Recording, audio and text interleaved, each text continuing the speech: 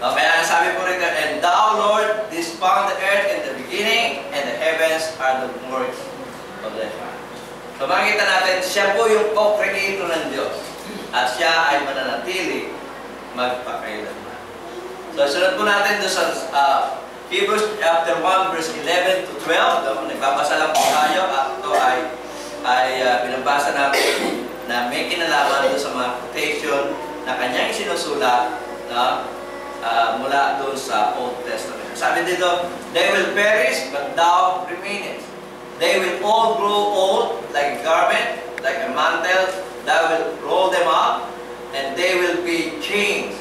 But thou art the same, and thy years will never end. So ito po yung parte nung binasa natin doon sa Psalm 102 verse 25 to 27. Yung kabuuan po ng 102. Ang ating binasa at ito ay parte ng ating binasa roon.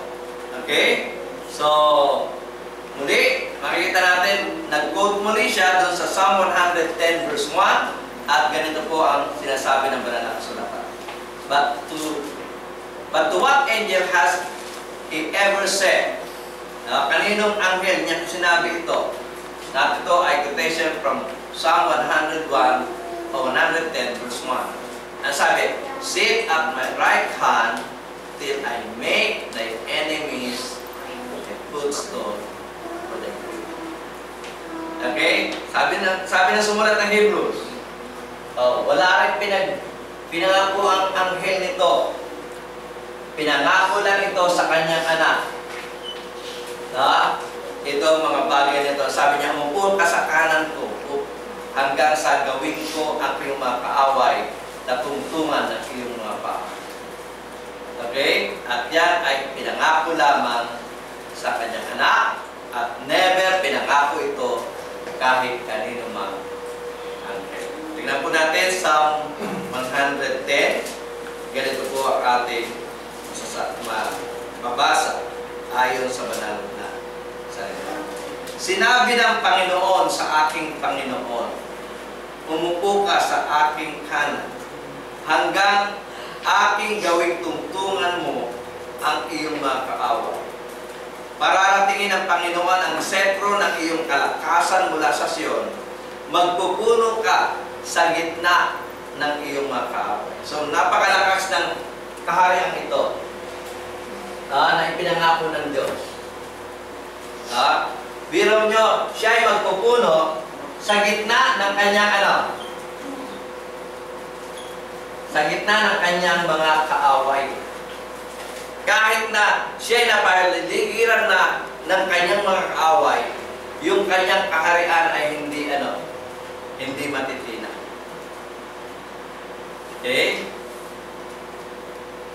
Nakakita na kayo ng kaharian ganon?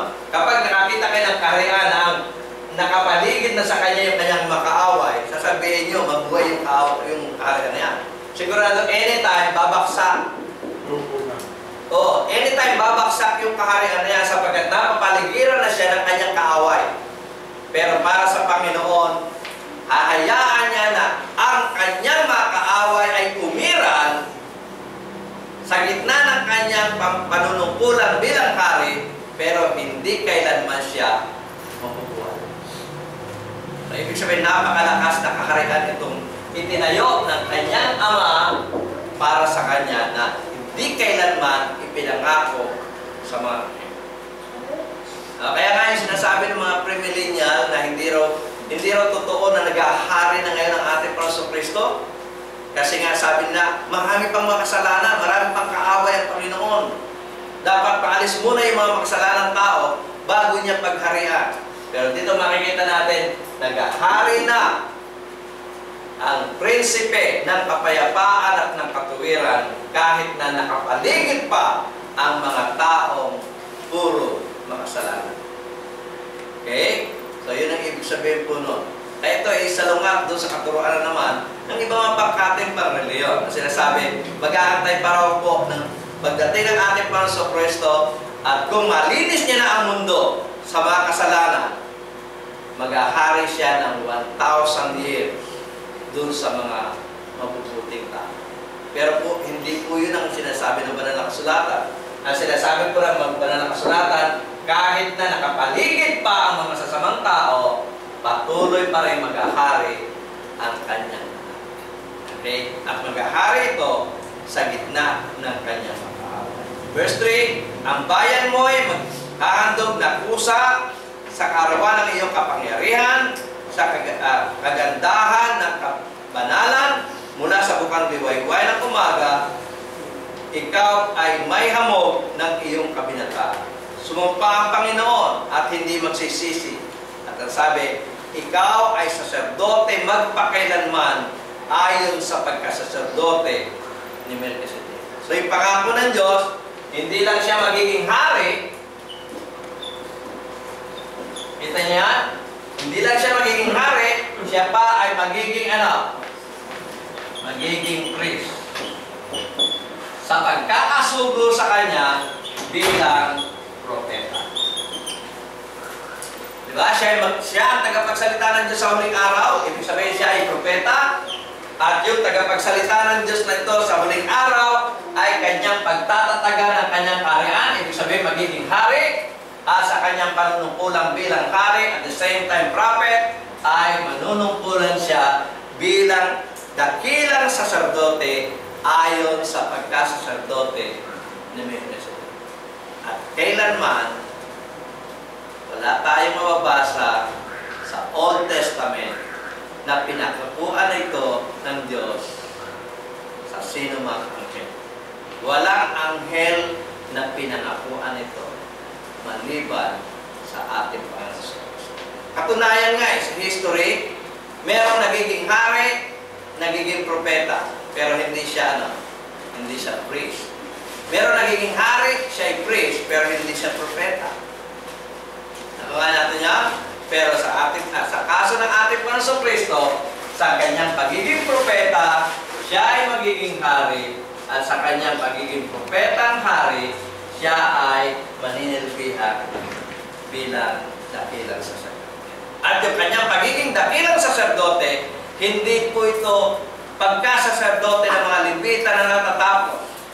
Kapagkat ang kanyang pagiging saserdote ay saserdote ayon sa pagkasaserdote ni Melchizedek, na walang katapusan, walang simula, at wala rin katapusan.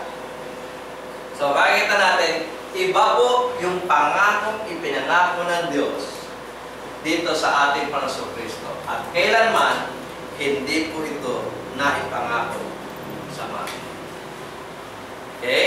Kaya nga, kung tayo rin lang po ay makikinig, mas dapat natin pakinggan yung sugo ng Diyos sa mga huling araw, sapagkat hindi lang po siya basta sugo para magsalita para sa Diyos, siya po ay sugo para maghari sa atin, at siya po ay sugo para ang ating mga kasalanan ay kanyang aksept.